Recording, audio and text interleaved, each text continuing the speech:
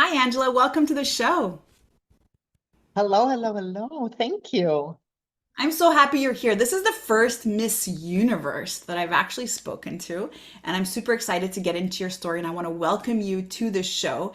And what I understand is that you used to be a banker, and then now you're Miss Universe contestant and winner. And now you help women transform their lives so that they can become more empowered through really addressing a strong mindset, a strong, healthy lifestyle, and physical vitality. And so, before we begin, Angela, of course, now we're super curious about your story. And so, maybe you can start off by sharing with us how you got into that space.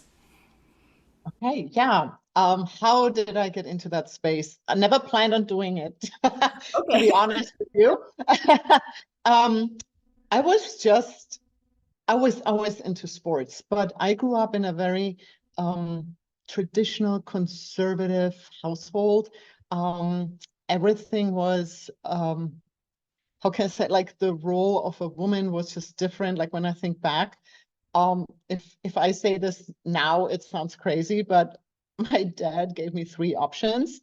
You either become a nurse, a teacher, or a banker or secretary. He said Oh, secretary. And wow. for me, banking was like, okay, this is even better than secretary, but I can't do teaching. I can't be an, I was like, no, no, no. I choose to be a secretary. And it's so bizarre. It was never asked, what does Angela want? Or where is my interest? Or this is just what you do. And what happened was, it's not that I was bad at it, but I got put into a framework, and I did my best and I was able to do it, but I could never live out my full potential or to be in a happy place. That's like where I think a lot of the like problems started, how I got into the health space. And another thing what happened in my early like 20s or late teens, I got well, first relationship, all exciting, but it was not the right partner. And there was a lot going on where yeah, again, very controlling. It was almost mentally abusive. So what happened was, first I gained a lot of weight. Mm. Then I was completely frustrated with myself. And I was always the person, oh, she can do it. She can do it. Like whatever I got thrown at, I'm handling it. I'm doing it. So I started to just create my own little diets. I heard pieces here and there. And then, um, trust me, I tried, I think, every diet on this planet. Mhm. And what I did was always extreme, not knowing what I was doing. And by just going all in and always wanted quick results, always wanted to get it quickly fixed and look good again. And I had to function. I made so many mistakes in my diet journey that I basically ended up with an eating disorder.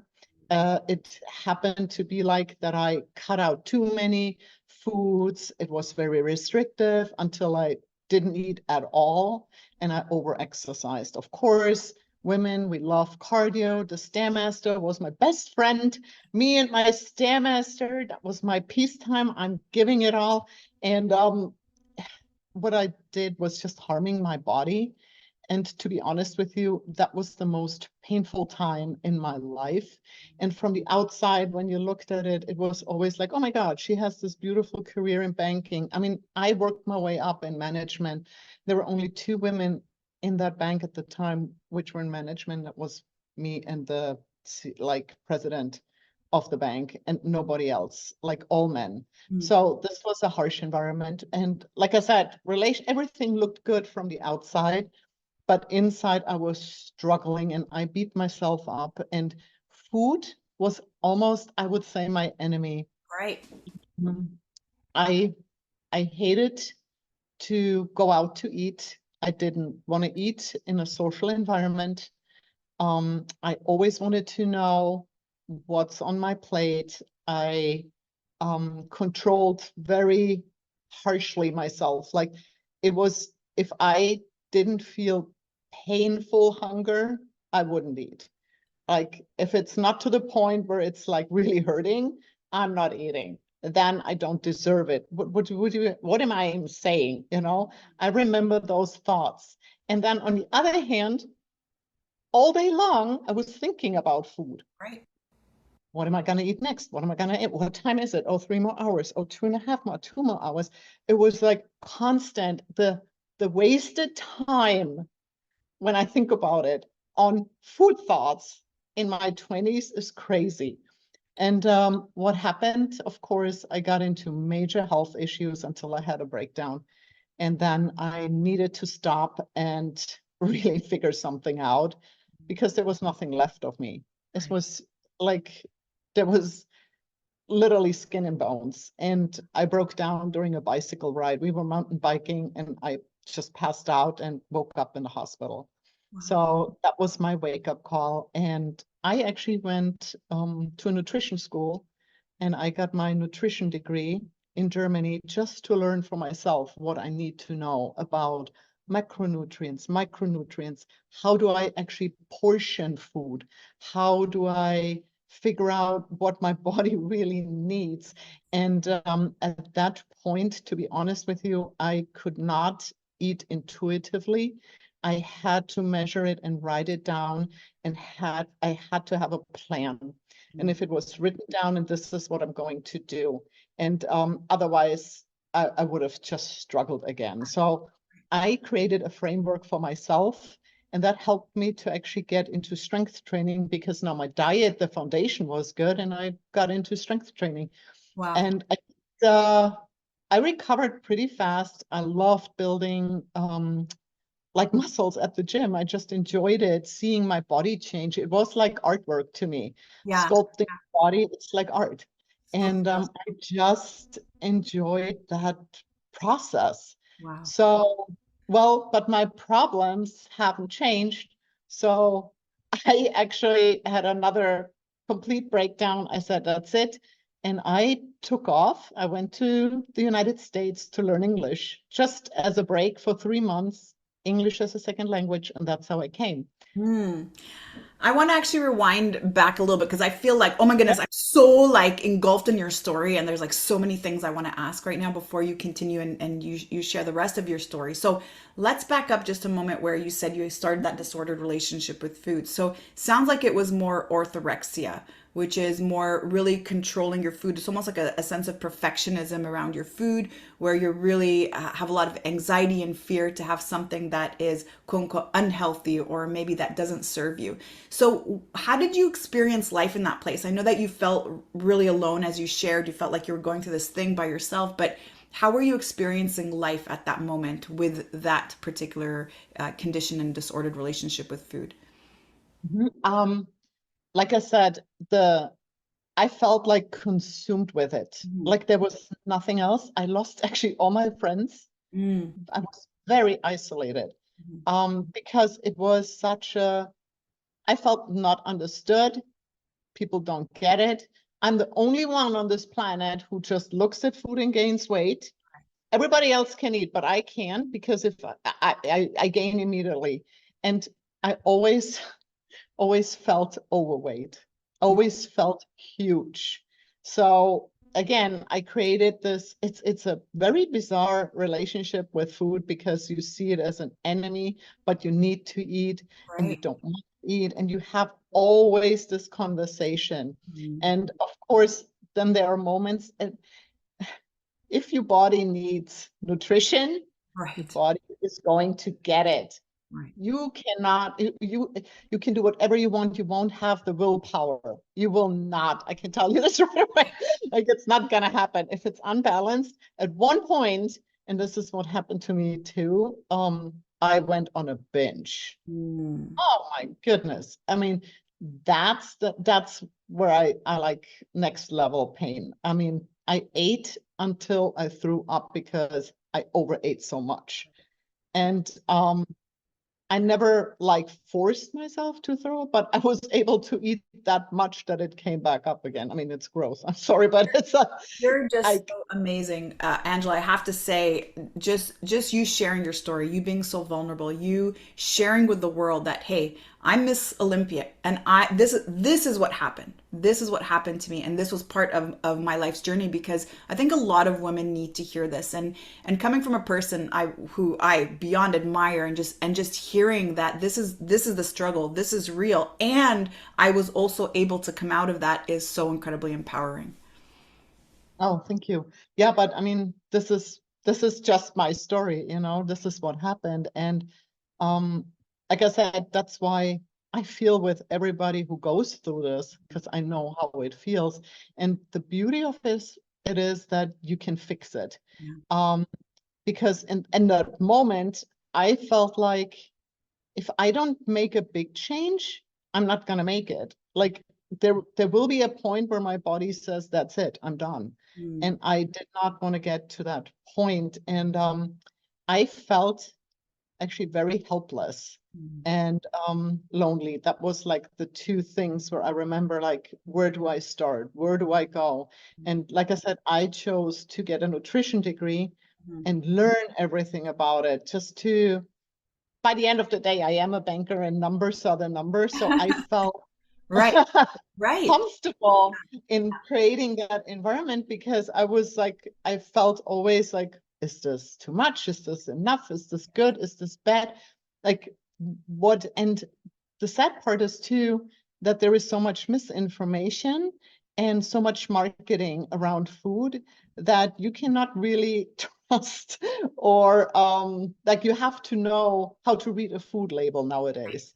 You Right, cannot just buy something and there is some nice claim on the package, and yeah, that's no, no, no. right. Like, you really gotta know what you're doing. And this is another, like, obstacle, I would say, what I had to learn. Mhm. And I grew up like, oh my God, like I said, I did every diet, the fat-free diet, and there was those little 100-calorie snack packs. And I'm like, oh, this is Make me more great. hungry and more hungry. Like I said, it's like, why is it not working? Mhm. And all the promises, Mhm. whatever.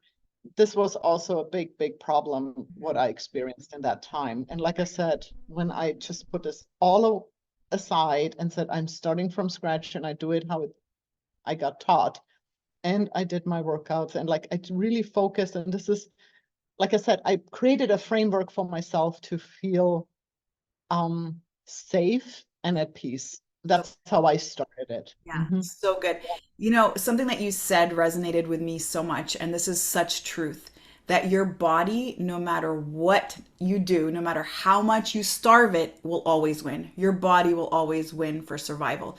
So that's why you'll notice that even when you are so restrictive, it's why we tend to develop unwanted eating behaviors like binge eating and mindless eating and then nighttime snacking, because your body will count what it got that day. And the body doesn't count the calories, it counts the nutrients, right? It's missing stuff. So it's going to call out for that stuff. And that's why we tend to overeat or eat to the point, like you were sharing earlier, where you're vomiting and you're actually making yourself ill.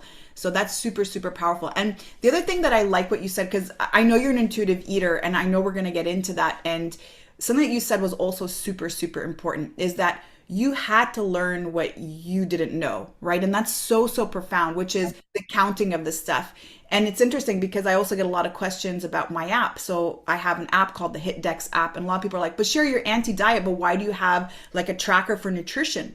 Well, a lot of us need to learn that, because a lot of us who've been in that restrictive place for so long, exactly what you said, Angela, we don't know what we don't know. So let's start there. And let's start to see as an experiment. All right, if I up my, let's say, carbohydrates a little bit, how does my body react? Or what happens if I up my fats a little bit? How does my body react? And my body react is not just what's going on the scale. My body reacting is my mood and my energy and my cravings and all of the other things. And so we have to play around with it. And especially, again, like you said, where we're going to the grocery store and this package says that it's really, really good for me, and there's superfoods in here and there's antioxidants and there's all kinds of stuff, and it's also fat free and it's also made from whole grains. It's also, I mean, we don't know. And what we don't understand is that that's all just marketing. It's part of their branding. And what we're purchasing is what's their branding. It's not really, like you said, what's on the labels. And so can you expand on that?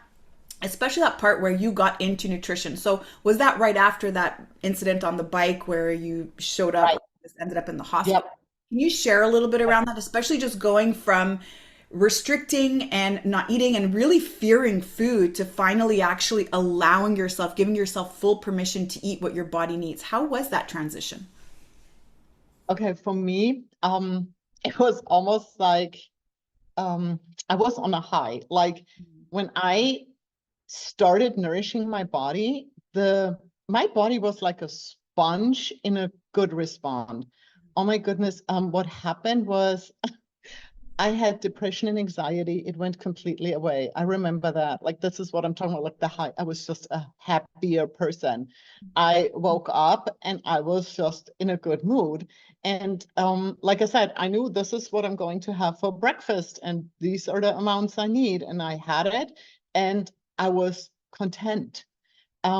What went away was my food chatter. This was huge too. Yes. Yeah. The food chatter I had, which was driving me nuts. This was like I said, incredible when you think about it. Like you're in a meeting and you hear a person talk, and in your brain it all goes away, and you just hear yourself saying, "Okay, when is time to eat again?" And then, what did he just say? Oh my goodness, I'm thinking about food. Like, what's wrong with me? Like, I had a really hard time focusing at work or something, and this went away. Like, I was more present, and like I said, the anxiety and the depression went away. I was just um, able to perform much, much better. It's interesting too how my sleep pattern, how my energy levels, like it all fell into place. I mean, I didn't sleep. This was when I was always on the hunt with food. That's how I call it. I didn't sleep. I had like 2 hours of sleep because I was doing something or anxious about something, or like there was such an underlying stress level going on, and the stress went away Mm. totally. Like I was grounded, Right. way more grounded. And like I said, the food chatter went away, more peace. And the other thing is too, I was just able to actually work my body. Mm. um, I'm not just hanging on a stairmaster for my dear life, trying to survive, like 90 minutes on it somehow. And no, I was actually working out, and I had really good workout sessions where I felt good afterwards. Like Energy. this is, yeah, so much more energy. Yeah, this is huge, Wow. huge. Yeah. Wow. Okay, so you got your nutrition degree. Now we're starting to change our relationship with food. We're feeling amazing, full of energy. We're actually nourishing ourselves. I love this word, nourishing your body. And then you decided to move to the United States to learn English. And then what happened? Yes. So yeah, I broke up with my boyfriend at the time, went to the States, started fresh, learned, well, I went to this school, English as a second language, fell in love with the United States. And then I actually got an internship at a bank, again, not being authentic. And again, doing my thing, trying. And to be honest with you, I was not in shape Mm. because I had like this big breakup, and I'm trying so hard, and I tried to find myself. And again, not being authentic and true and honest. You have to be the person you are. You cannot pretend, you cannot create Okay. a personality or label for yourself and just show up like that. No, you can't. Okay. Again, hitting a wall. So anyway, I talked to my immigration lawyer about this and how can I get a work visa and yada yada. And she's like, well, there's no way you can stay because you don't have any special skills as a banker. And I said, well, that's true, but I can lift weights really, really well. I mean, I can do that. That's a skill I can really perfect. She's like, well, if you can win a world champion title for the United States, you can get a green card. Oh my And goodness. I sat there and I'm like, did she just say that? Did she? But what? A Challenge. world champion title? I mean, that's a stretch, but okay. So she was serious about this, and I'm like, okay, what I can do is I pull out my diet, I pull out the workouts I did back in the days, I go back to the gym, I clean it all up, and let's see what I'm made out of. Let's see if that what I've learned, I can like perform, and I just do my best, and we will see how far I can take it. And by being dialed in and doing what I love to do, I cannot even explain it. It was this tunnel vision, and I just embraced it. And boy, everything went well. No health issues, no nothing. I was just going. And I prepped for Miss Florida. I did the Miss Florida show to feel it out. Won, got qualified for Team USA. I mean, this That's your was first just so fun. competition, Angela? In the US. Yeah. So your first competition, you won it. Miss Florida. Yeah. Okay. Yeah. Continue. Yep, that's how it went. Okay. And then I was qualified for Team USA. I went to Los Angeles. That was a bigger show, I have to say. And then yeah, I did again my thing. And it's funny too when I think about it, it was a flow. There was just such a flow, and I was so looking forward to actually show what I was able to create that day on a competition day, that I just enjoyed it. I enjoyed showing the world what I did. So there was a different energy behind the whole prep. So I won Miss USA, got qualified for Miss Universe, and same thing. The little details what went into this whole prep. I had an American flag bikini, um, You have to send me which that photo after, yeah? Can we, can you yeah, send me the photo? yes, yes. I'll send you the photo. But this was like in the morning you have the prejudging where you have the black bikini, everybody gets compared, and in the evening you have your show bikini where you do your posing routine. And my goal was at the Miss Universe to be able to show that bikini. I wanted to be top 5. That was my goal. That's all I wanted. Hmm. And it was just a great time. And I'm like, I have a blast that day, and that's what I'll do. And trust me, I was still focused. I was dialed in because, I mean, there's always this glimpse of like, there is a green card in the back waiting for me. So did my best. And I was in the finals. And the funny thing is, when you actually watch the video, you can see when they announce who won place 5, 4, 3, and I'm still standing there, and you could actually see how I got nervous. And when they announced the second place winner, I checked my number if it's really me that won. I couldn't even grasp it in that moment. I mean, so excited, but also relieved. Wow. Wow. When you think about it, everybody is like, hey, was that the happiest moment in your life? To be honest with you, no, I was just relieved. I Wow. felt relief knowing that I got my green card now, that this is like the journey. I accomplished it, I got it, and I can stay and create now my future in a different way, what was supposed to happen. And I can, yeah, do my own thing. That was like a relief. The happiest time was the prep, the Hmm. journey of doing it So good. every day, changing, doing my diet, food prepping. And again, this is another thing where you can actually watch your body changing every almost weekly, how it, yeah, transforms and gets better. And like I said, it's sculpting the body. It's such an amazing thing. And the body responded how it's supposed to do. Like, oh my God, there Right. was no like issues.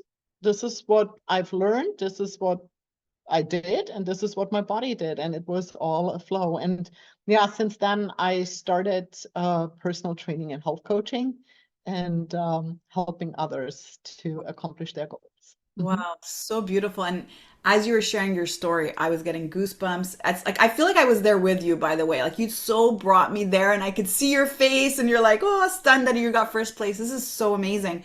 I want to come back to just your journey actually with strength training because as you're talking about strength training, it's so clear that it's like your face changes. You're just so lit up. You're glowing. And it's so clear that you're just hit something that just completely lights you up. And so, share with me your journey a little bit when you first started strength training. I guess you had to learn from other people, or did you just start kind of self learning? How did you get into that? Mhm. First, I started by actually self-learning. I went to the gym and I just lifted weights and I did my best. And of course, you reach plateaus and you're like, okay, it's not working. That's not working. And I, at the beginning, literally bought books like Arnold Schwarzenegger's big bodybuilding book. And I read like every bodybuilding book I could find and magazines. And then at one point I got a trainer and she helped me designing different workout plans and different steps, how to reach certain goals. And she was actually able to explain to me what a woman has to focus on, which muscle groups have to be highlighted, which muscle groups I don't need to hit as hard, how I create or different frameworks, how the body looks, like the waist looks small. Like she was really into this as well. She had a bodybuilding background, and what I experienced too is she told me, I'll never forget, when you go to the gym, you always, every day, you do something a little bit better than the workout before. And if it's just one repetition, you always do one more little thing, just a little bit better. It's not that you start powerlifting, but every time you improve, every time you do one more thing more, like force it, get a little bit more out of you, and always ask. See, this is what I do. I ask myself every time when I'm at the gym, is this really everything I can do? Is this all? Or is there something left in the tank? Right. Right. Yep. So it sounds like 1% better every day, which is really the idea, just a little bit more. You don't have to have major gains every single time. It's just that one rep. So I'm curious because right now you're talking about a sport, or let's say a very artistic sport that requires your nutrition to be super dialed in. So Right. you have a history now of a disordered relationship with food that you've overcome, and you're also now an intuitive eater. So how does that all fit in? And why did that not necessarily, let's say, re-trigger old patterns or old relationships with food? Oh, very good question. To be honest with you, there are up and downs. There are things what I know now about myself, what trigger, which I cannot do. And but this is something what nobody should do. This is a funny thing. It's sugar and flour. I mean, I cannot. I'm very, very, and I think that's created by having this eating disorder. I think there are different susceptibility, like scales. Like some people are not susceptible to it, and I'm super susceptible to sugar. I just can't touch it. Nope, it's not good for me, and I just stay away from, highly processed foods with a lot of sugar in it. I just don't do it. If I don't do this, I'm totally at peace. And if you ask me about my meal, my portion sizes, it's so funny how you can actually eyeball it. You know exactly the portion you need. Right. And I don't eat until I'm stuffed. I don't eat and stop eating and I'm still hungry. Ah, yes. But I know the portion size now. Now I eyeball it, but what is very important in my world is that my protein intake is high.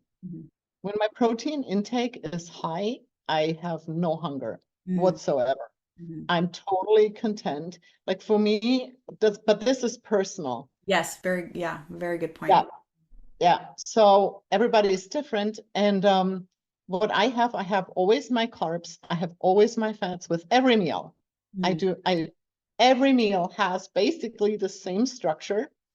And I can tell if I had like a more strenuous or longer workout, I just up the carbs a little bit. And I do I measure them? No, I don't.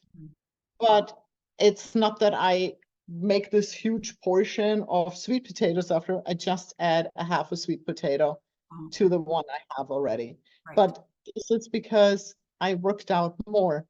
And it's not, this is a funny thing, I'm at peace with it. Hmm. There is, okay, I worked for it, I earned it, I'd eat it, I'm okay.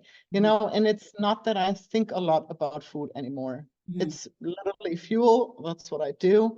And I stay with complete wholesome foods. I Right, don't do anything processed. I right. don't. It's real food. If you cannot pick it, don't eat it. Like I'm that kind of person. Where I had a little issue in my journey was when I started being plant-based. Mm. And what happened there, and this is also a learning curve, what I had to learn the hard way. When you look at food labels, with fat, it says trans fat, saturated fat, monounsaturated fat. If you look at carbs, it says sugar, fiber, it says it all. And then you read protein, one Mm. number. Right. But protein doesn't equal protein. So if the amino acid profile is not complete, you're not triggering muscle protein synthesis. Now it gets very scientific, but that's what happens. So I didn't combine the right plant proteins together. So I lost muscle Mm. during the time when I was plant-based, and that was a learning curve for me. So I had to learn to food combine different proteins, or I took animal proteins to keep my muscle going. Right. So that was a big point for me where I said, okay, I'm not doing well with with a plant-based diet. I tried it.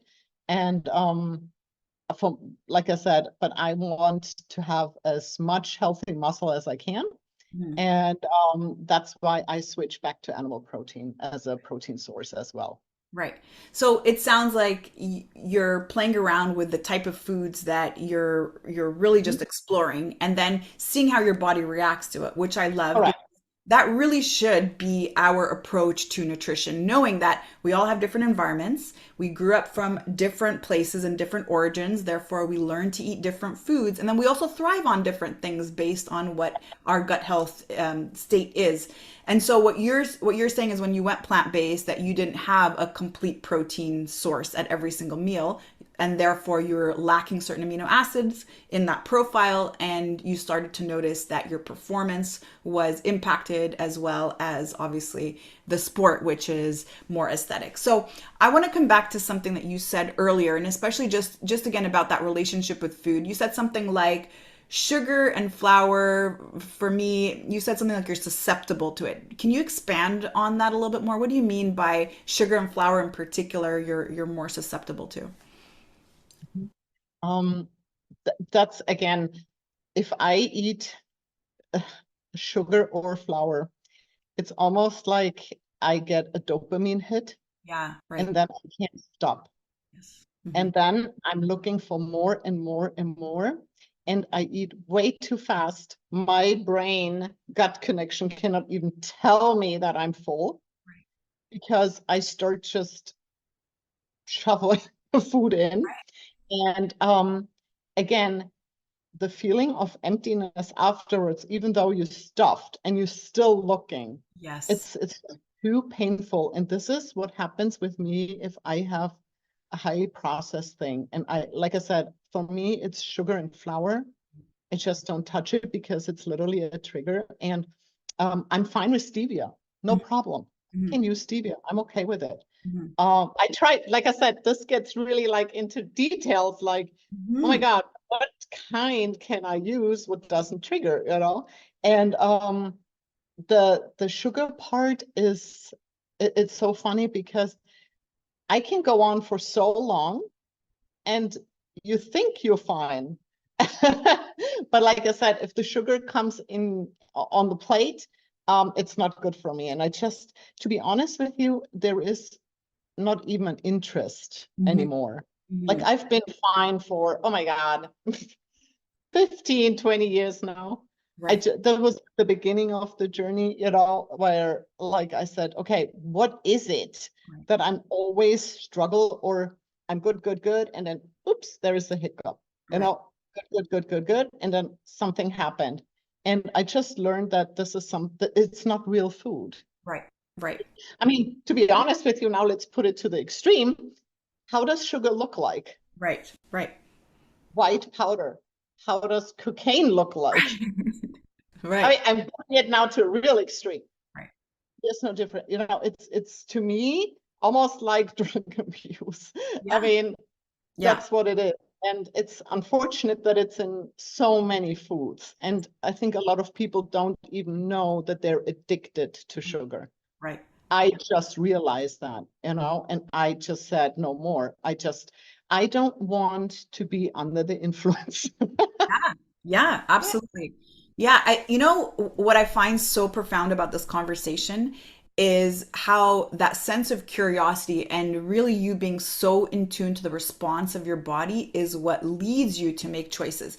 And to me, it sounds like it's coming from such a place of love. And so everything that you said about sugar, about flour, I also avoid sugar.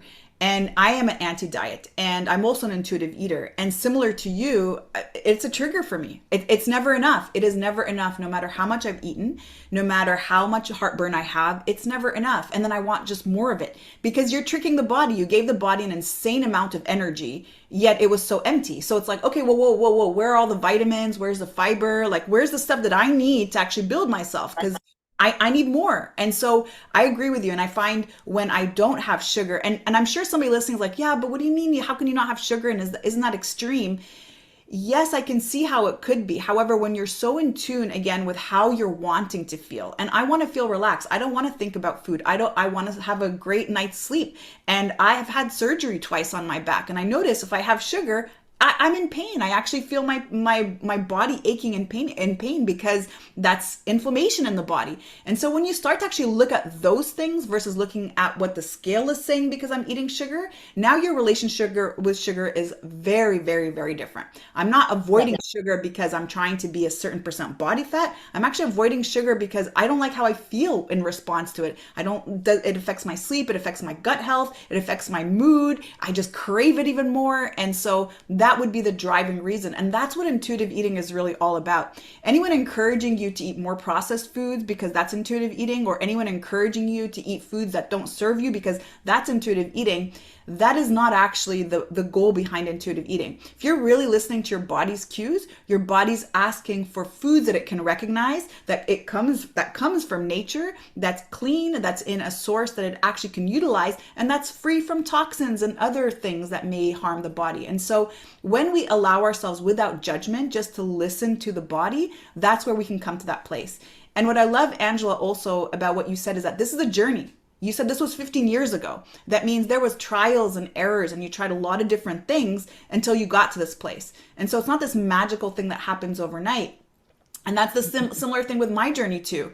When I was running a gym, I was so obsessed with we eat this, we don't eat that, and that was my focus. It was about the rules. It wasn't about what my body was responding to. But the moment that I released all that, which also because of my unwanted eating behaviors that came about because of that, and I started to actually listen to my body, I'm now not craving these foods. I don't crave sugar. I can watch people eat a piece of cake. I don't feel like I'm missing out if right. It's like, that's cool. I don't judge you for having it. And also I feel really comfortable like this because I feel vital and I feel that I'm relaxed and I'm super centered in where I am right now. And I know what the impact will be in my body. And therefore I choose how I feel right now versus choosing to have something that doesn't serve me that could create issues a little bit later on. Absolutely. Yeah. I call this absolute food freedom. Yeah, that's food Food, freedom. Yeah. uh, Yeah. that's what I have, food freedom. And I just choose to eat real food. Yeah. I Right. Right. mean, that's what it is. Right. Yeah. And you choose. It's not because you have to. It's not because you can't have that other I can have as much sugar as I want and so can you. Like we can't, it's Yeah. not that I'm not allowed to. I choose not to. Like I actually choose to eat the foods that fuel me. And this came from trials and errors. This came again from a journey, right? It's not been a year or two. It's been for me over 20 years of being in that space and trying out a lot of things and developing a disordered relationship with food and understanding that it's not about the mind choosing. It's really let my body choose. And when I allowed my body to choose, my goodness, the choices really changed. And I felt very empowered in my journey and very, very connected to self. Yes. And what helped me a lot during that time of self-exploring is journaling. I Yeah. write everything down. And what I started doing is I wrote down my food and then how I felt. And Yes. I have yeah, my 3 meals a day, and I always write down my meals and how I felt. And I kept doing, and then I have a gratitude book. I just practice gratitude. And so again, in the journey, when you have those moments, I stop myself and I talk about what I'm grateful for. 10 things what I'm grateful for. And when I'm at number 9 or 8, I'm already good. I'm like, I'm not doing it. I'm Yeah. so grateful for my food, for whatever, what my things, what I'm grateful for, and then I'm okay. Yeah. And that helped me a lot too. So powerful. Yeah, I love that too. And gratitude is so incredibly important. And it's amazing how it is an immediate shift in your nervous system. And it's an immediate shift in your mood. Just focusing on what you have versus what you don't have. Oh my goodness, that makes all of the difference. And I want to actually come back to Angela, just this importance of strength training. And I'm a woman and I love strength training, and it's something that I'll always suggest. And I'm sure for you also, it's something you suggest to your clients as well. And oftentimes there's a lot of resistance of no, but I don't want to get too bulky and I don't want to get all jacked. And so women kind of tend to sort of be a little bit nervous around that and apprehensive. So first of all, I want to just hear from you why strength training is so incredibly important. Why is it so empowering? And what are the benefits of it? And also, if you want to share a little bit around what you also get in terms of resistance when you talk about strength training to women. Mhm. Oh, I love this question. um, yeah, strength training, why? This should be always a priority for women because the muscle is the organ of longevity. The muscle is the tissue or the yeah the structure in your body, what actually communicates with everything else. It Mm, starts with the quality of your muscle. mm, Now, the more muscle you have and good quality, the better your health is going to be. Why? Because, like I said, the muscle is communicating. The muscle, if you have strong, healthy muscle, guess what?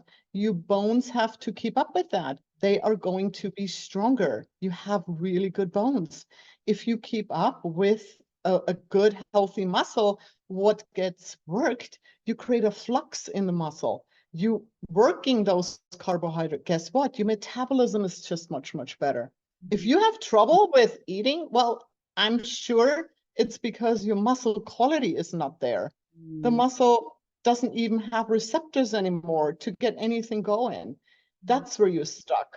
It's not that something, I mean, in the digestion, there's something going on for sure. 1,000 things can be going on, but I'm just saying, as a basic structure to get going, start the strength training and see what your metabolism does. When you work out and you have a good, healthy tissue, well, it communicates with your endocrine system. Your hormones are just better. The production, the balance, everything. Same with brain function, focus, being grounded. The muscle communicates with the brain as well. Depression, anxiety, like I said, this all goes away because the quality of the muscle. I always say, I mean, this is again extreme example, but you want to be a fillet steak. That's how your muscle should look like. Aha, that's good. that's I'm never what gonna you forget want to be. fillet. I'm training to be a fillet steak. But you get the point. It shouldn't be marbled. It shouldn't be, it should be a really lean tissue. And I deal with, like, I have a lot of clients who deal with insulin resistancy because they eat the carbs, the body's producing the insulin, but the insulin cannot open the muscle anymore because the receptors are not there and it just hits a wall. And then we have the carbs like spilling over in the liver. We get fatty liver, and we go on and on and on with issues. And we doctor around how to fix insulin resistancy and we get all kinds of crazy ideas. Just lift weights. Just start there and get going. And I'm not talking about powerlifting. This is, again, I mean, sometimes I have clients, they work out from home, they don't even have dumbbells, and we use just their own body weight, and that's heavy. It's always where you start. We are all different. Everybody is at a different starting point, but I just want them to work their body and to their best capacity. And we work our way up and we improve all the time. And it's a step-by-step program. It's never a quick fix, but you will have such a a better life quality on the long run, a health span where you can enjoy when you're older still things you can do when you were younger, like playing tennis, playing with your grandkids, being able to go grocery shopping, and you don't depend on anybody. So these are the measurements I take if it comes to goal setting. Yeah. That's so, so powerful. And the most common way that, let's say, our elderly have injuries is really from a fall. Like it's the most common way. And as soon as they do, they fall, they break a hip, they break maybe a femur, and oftentimes it's because they've atrophied over time. And so it could be a slip in the tub or maybe a slip down the stairs. And then as soon as we that happens at that age, it's so incredibly difficult to heal the body, so incredibly difficult to heal that bone. And that's why they tend to experience issues moving forward. Right.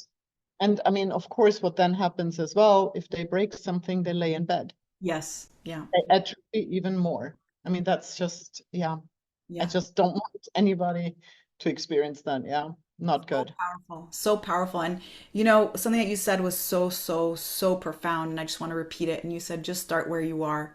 And anyone listening who's maybe even watching this right now, watching the video of this on YouTube and was looking at your jacked shoulders and like, oh my goodness, like, and it's intimidating to get started, but really something as simple as a wall push up or a sit squat, right? Sitting on your chair and standing, start there. And we all have to start somewhere, right? We always oftentimes compare ourselves to people who've been doing it way longer and feel like we're so far behind that there's no way we're ever catching up.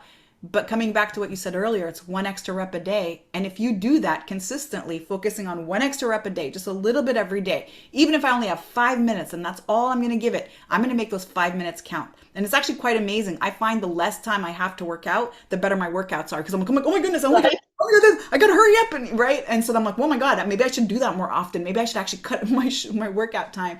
So start somewhere. And I've rebuilt my body several times. I've had major injuries, as I've shared. I've had back surgery twice. I've given birth twice. And that's part of life. But when you learn how to just respect yourself where you are, honor your body, and have grace with yourself, you really can hit that 1% better every day and stay consistent. Absolutely. Yeah. Yeah. Well said. This is such a good conversation, Angela. You're just such a gorgeous, beautiful human being. And thank you so much for inspiring so many people and for being so vulnerable and for sharing your story today. Is there anything else that you wanted to say that you didn't have a chance to just yet? Um, well, what I would like to say is to anybody who's listening, don't accept a no.